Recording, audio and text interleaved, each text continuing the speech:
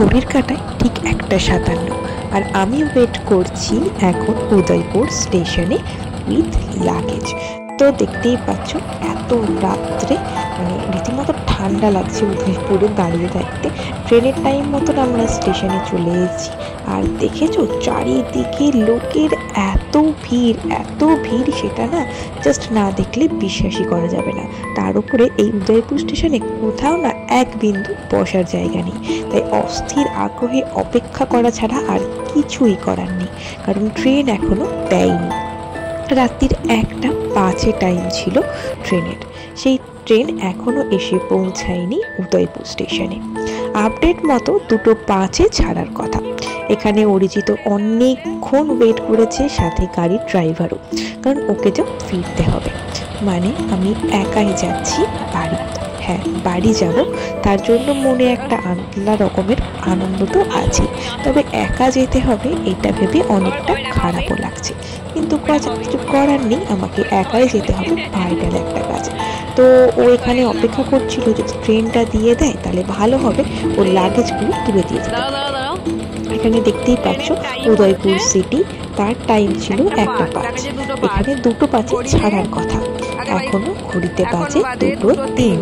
Train কিন্তু উদয়পুরে এখনো ঢোকায়নি। আমার এই উদয়পুরে মানে উদয়পুর থেকে হাওড়া যেতে সময় লাগে প্রায় 34 থেকে 35 ঘন্টা, এমনিতেই অনেকটা ডিলে। তো সকালে ওর আবার ডিউটি রয়েছে, সেই জন্য বেশিক্ষণ ওয়েটও করতে পারবে না। ওর থেকে বড় কথা গাড়ির ড্রাইভার, কারণ তাকেও তো সকালবেলা ডিউটি বেরোতে হবে। সেজন্য আমি ওকে বললাম তুমি চলে যাও, ও বারবার বললো তুমি এখানে বসো। আমি বলছি না, যদি লাগেজটা ভেঙে যায়, ভাঙা লাগেজ নিয়ে আমি কি করে বাড়ি যাবো বল। তো যাই হোক, ওকে টাটা করে দিলাম। খারাপ লাগছিল এই টাইমটায়, তার উপরে ঠান্ডাও লাগছিল। তো ও চলে গেল রুমে, আর আমি এখান থেকে ধরবো ট্রেন, যাব বাড়ি। তো দেখা যাক ট্রেন আলটিমেটলি কখন এসে পৌঁছায় আমার কাছে। অপেক্ষার প্রহর গণা ছাড়া আর কিছুই উপায় নেই। প্রায় অনেকটা সময় চলে গিয়েছে, ঘড়ির কাঁটায় এখন 3:21, সবে মাত্র ট্রেন ঢুকিয়েছে উদয়পুর স্টেশনে। আর এটা হচ্ছে আমার সিট নাম্বার 26, যেটা ছিল মিডল বার্থ।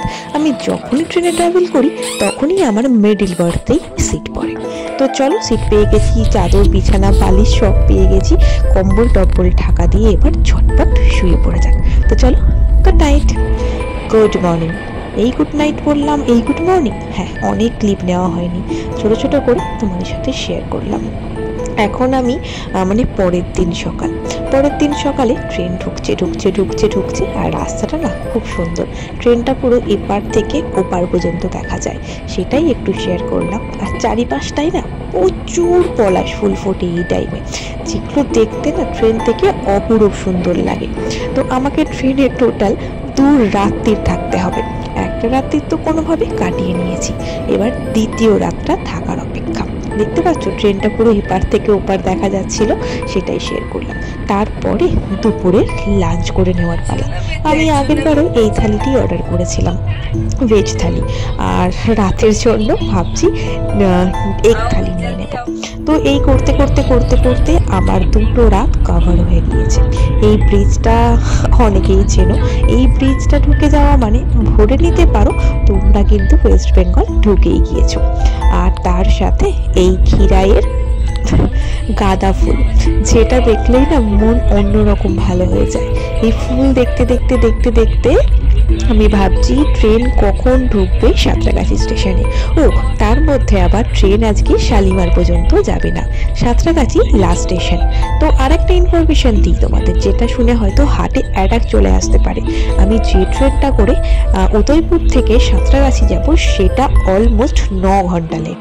আলটিমেটলি আমি হাওড়া স্টেশনে এখন আমি ধরে নেব ট্রেন, মানে হচ্ছে গিয়ে আমি এখন ব্যান্ডেল লোকাল ধরবো, ব্যান্ডেল লোকাল থেকে ট্রেন চেঞ্জ করে সোজা কাটোয়া লোকাল ধরবো। মানে অনেকগুলো ট্রেন চেঞ্জ করে তারপর আমাকে যেতে হবে কুন্তিঘাট, সাথে রয়েছে লাগেজ।